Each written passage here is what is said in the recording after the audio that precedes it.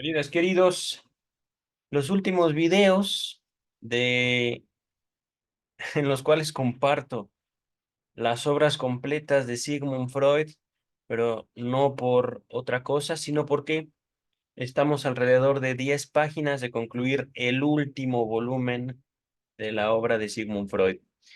El texto de hoy, texto de 1938, texto corto, comentario sobre el antisemitismo, texto de 1938.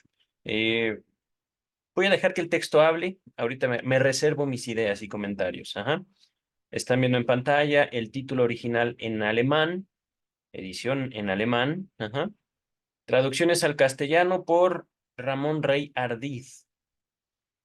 Dice James Strachey, alumno de Freud, traductor de su obra del alemán al inglés, y que luego Luis Echeverry transformó en la edición que estamos viendo. Ajá.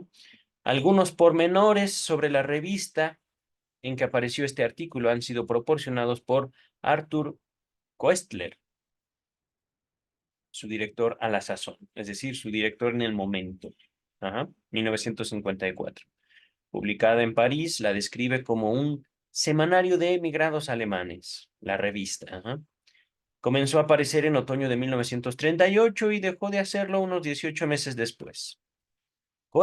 Koestler se hizo cargo de ella durante los primeros meses. El artículo de Freud salió en el número anglo-germano, bilingüe. Koestler relata que acudió a Londres para persuadir a Freud de que le enviara su colaboración. En la actualidad esta revista es difícil de conseguir y estamos sumamente agradecidos que el doctor Eisler, de los archivos Sigmund Freud, por habernos suministrado copias fotostáticas del manuscrito original, del artículo impreso y de una muy libre traducción contemporánea anónima al idioma inglés. Doble asterisco.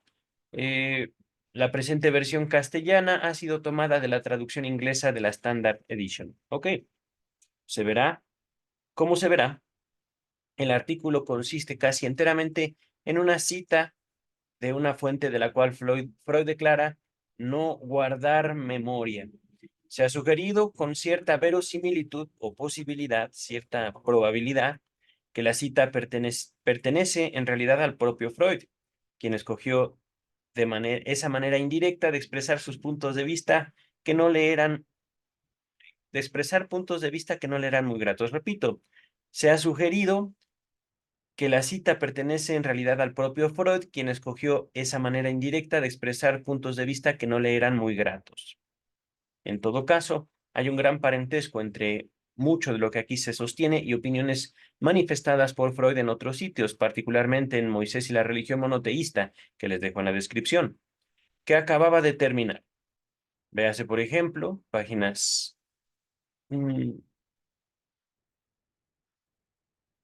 Moisés y la religión monoteísta completo en la descripción. Y el argumento expuesto aquí tan notoriamente de que las protestas contra la persecución de los judíos deberían ser elevadas por personas que no fueran judías aparece asimismo en la carta que Freud dirigió a Time and Tide, otra revista, publicada un día después que este artículo. James Strachey. Queridas, queridos, dice el doctor Sigmund Freud, examinando los comentarios de la prensa y de la literatura provocados por las recientes persecuciones a los judíos, encontré un ensayo que me pareció tan inusual que tomé algunas notas para mi propio uso. Lo que el autor de ese ensayo escribía era aproximadamente lo siguiente. A modo de prólogo, debo explicar que no soy judío, y por ende no me impulsa a hacer estas observaciones ningún propósito egoísta, pero he sentido vivo interés por los excesos antisemitas actuales y he dirigido particular atención a las protestas contra ellos. Estas protestas vienen de dos direcciones, la eclesiástica, católica, y la laica. Las primeras en nombre de la religión, las segundas apelando a la humanidad. Las primeras fueron escasas y llegaron tarde, pero lo cierto es que llegaron, y aún su santidad el Papa elevó su voz. Confieso que eché en falta algo en las manifestaciones provenientes de ambos lados. alguna cosa al principio y otra al final. Intentaré proporcionarlo ahora. Pienso que pienso que todas esas protestas podrían ir precedidas por una introducción especial que dijera: es verdad, tampoco a mí me gustan los judíos. Me parecen en cierto modo extraños y antipáticos. Tienen muchas cualidades desagradables y grandes defectos. Pienso también que que la influencia que han ejercido en nosotros y en nuestros asuntos ha sido sobre todo negativa. Su raza, comparada con la nuestra, es evidentemente inferior. Todas sus actividades hablan en favor de ello. Cierra ahí la cita. Ajá. Y después de esto, lo que en realidad contienen estas protestas podría continuar sin que hubiera discrepancia alguna. Continúa, digamos, el pensamiento. Ajá. La cita dentro de la cita. Pero nosotros profesamos una religión de amor. Pues sí, debemos amar como a nosotros mismos, incluso a nuestros enemigos. Sabemos que el Hijo de Dios dio su vida a la tierra para redimir a todos los hombres de la carga del pecado. Él es nuestro modelo y por consiguiente a los judíos, consentir que los judíos sean insultados, maltratados, robados y sumidos en la miseria es pecar contra su intención y contra los mandamientos de la religión cristiana. Pues es verdad, ¿no? Ciertamente. Debemos protestar contra esto sin tener en cuenta si los judíos merecen mucho o poco ese trato. Los escritores laicos que creen en el Evangelio de la humanidad protestan en términos similares. Confieso que no me ha satisfecho ninguna de estas manifestaciones. Aparte de la religión de amor y humanidad, hay también una religión de verdad, que ha salido mal parada de estas protestas. Pero lo cierto es que durante muchos siglos hemos tratado injustamente a los judíos y que continuamos haciéndolo al juzgarlos injustamente. Cualquiera de nosotros que no merece por admitir, cualquiera de nosotros que no empiece por admitir nuestra culpa, no ha cumplido con su deber en esto. Los judíos no son peores que nosotros. Tienen otras características y otros defectos, pero en conjunto no tenemos derecho a despreciarlos. Incluso en algunos aspectos son superiores a nosotros. Ellos no necesitan tanto alcohol para hacer la vida tolerable. Son muy raros entre ellos los crímenes brutales, los asesinatos, robos a mano armada y las violencias sexuales. Siempre han concedido gran valor a las realizaciones e intereses intelectuales. Su vida familiar es más íntima. Cuidan mejor de los pobres. Consideran la caridad un deber sagrado.